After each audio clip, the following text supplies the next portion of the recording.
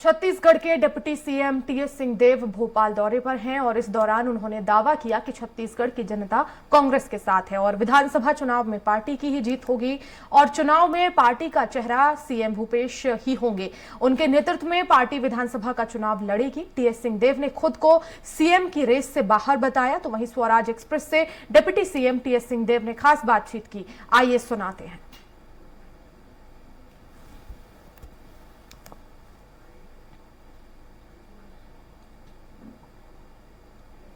सरकार में एक बड़ा फैसला लिया गया। टीएस सिंहदेव को उप मुख्यमंत्री की जिम्मेदारी दी गई।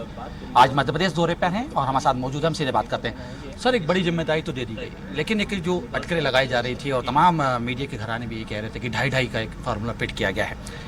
अब 2.5 का फार्मूला फिट नहीं हुआ, उप मुख्यमंत्री का आपको जिम्मेदारी दे दी गई। क्या लगता है सर, कितने संतुष्ट हो पा रहे इस पर?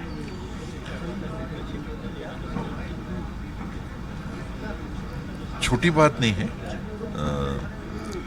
कोई भी कहते हैं, कई लोग अभी भी कहते हैं कि मुख्यमंत्री तो नहीं बने, तो मुझे लगता है कि कुछ तो जवाबदारी पार्टी ने दी। एक उप मुख्यमंत्री के रूप में कोई जरूरत नहीं थी कुछ कहने की, देने की, और उन्होंने दिया। तो मंत्री रहते हुए एक जवाबदारी उन्होंने ऐड ऑन कर दी कि नहीं, अब आपको और जिम्मेदारी दे रहे हैं कि अब आप देखो कि सबको लेके चलना है, कहीं कोई कमी बेसी है तो आप मुख्यमंत्री के साथ, कैबिनेट के साथ, संगठन के साथ, कार्यकर्ताओं के साथ, जिला है, ब्लॉक है, पोलिंग बूथ है, ये सब जगह आपको भी अब थोड़ा और ध्यान देने की बात है। तो जिम्मेदारी दी है। अब मैं सर, लेकिन सियासी गलियारों में तो यह भी चर्चा है कि एक दबाव की पॉलिटिक्स बनाई गई थी और टीएस सिंहदेव साहब ने दबाव बनाया, उसके बाद उप मुख्यमंत्री की जिम्मेदारी उनको दी गई।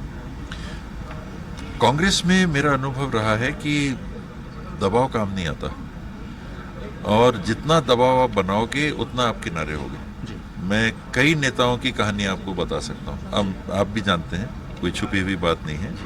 जिसने जितना ज़्यादा दबाव बनाने की कोशिश की वो उतने ही ज़्यादा किनारे हो। तो दबाव मैं ये जानते हुए ना समझी करूँगा कि अगर दबाव बनाऊँगा। हाँ, मेरी कोई बात है तो मैं ज़रूर, हाईकमांड से मौका मिलता है तो मैं शेयर करता हूँ, वो अपनी जगह है। दबाव की बात नहीं है। ये सिलसिला ही पूरा मुख्यमंत्री का चालू हुआ जब 4 लोगों को दिल्ली बुलाया गया चुनाव के बाद में। तो चरणदास महंत जी के साथ ताम्रध्वज साहू जी, भूपेश भाई, मैं, ये 4 लोगों को बुलाया तो वो मुख्यमंत्री में नाम आ गया। मैंने पहल नहीं की थी उस समय, मैंने कोई पहल नहीं की थी। तो ये जब नाम आ गया तो फिर सर्कुलेशन में आ गया। पीसीसी प्रेसिडेंट भूपेश भाई थे, नेता प्रतिपक्ष मैं था, चरणदास महंत जी सीधे तौर पे पद पे नहीं थे, ताम्रध्वज भाई सीधे तौर पे पद में नहीं थे, सीडब्ल्यूसी के मेंबर थे, महंत जी केंद्रीय मंत्री रहे, पहले पीसीसी प्रेसिडेंट रहे।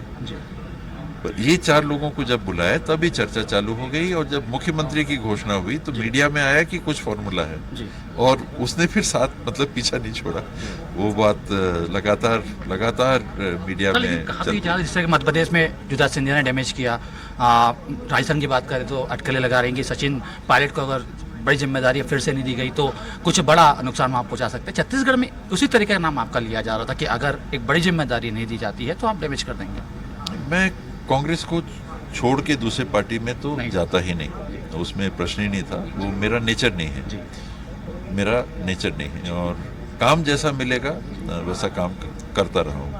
पोलिंग बूथ में काम मिलेगा तो पोलिंग बूथ में करूँगा, ब्लॉक में काम मिलेगा ब्लॉक में करूँगा, जिले में काम मिलेगा जिले में करूँगा, विधानसभा में काम मिलेगा विधानसभा में करूँगा। जहाँ जैसा जवाबदारी मिलेगी वैसा काम। सर, आखिरी सवाल लूँगा, 23 में छत्तीसगढ़ का चेहरा कांग्रेस का कौन होने वाला है? कलेक्टिव लीडरशिप में भूपेश बघेल जी टीम को लीड करेंगे। ये सीएम फेस अभी घोषणा तो नहीं हुई, लेकिन कलेक्टिव लीडरशिप में अगर वो नंबर 1 पे हैं तो नंबर 1 पे तो उनका चेहरा है। आप भी रेस में रहेंगे? नहीं, मैं रेस में न पहले था न अभी हूँ। भूपेश भाई मुख्यमंत्री हैं और अभी कोई कारण नहीं है कि मुख्यमंत्री आप चेंज करिए। बहुत शुक्रिया हमसे बात करने के लिए। टीएस सिंहदेव साहब ने साफ तौर पे कहना है कि छत्तीसगढ़ में जो जिम्मेदारी दी गई है वो हम पूरी तरीके से निभाएंगे। बूथ लेवल तक का कार्यक्रम भी संयोजित किया जाएगा। हालांकि 2023 में सीएम पद की दावेदारी से अपने आप को दूर बता रहे हैं। कैमरा पर्सन सुरेश कटियार के साथ अतुल शर्मा, स्वराज एक्सप्रेस, भोपाल।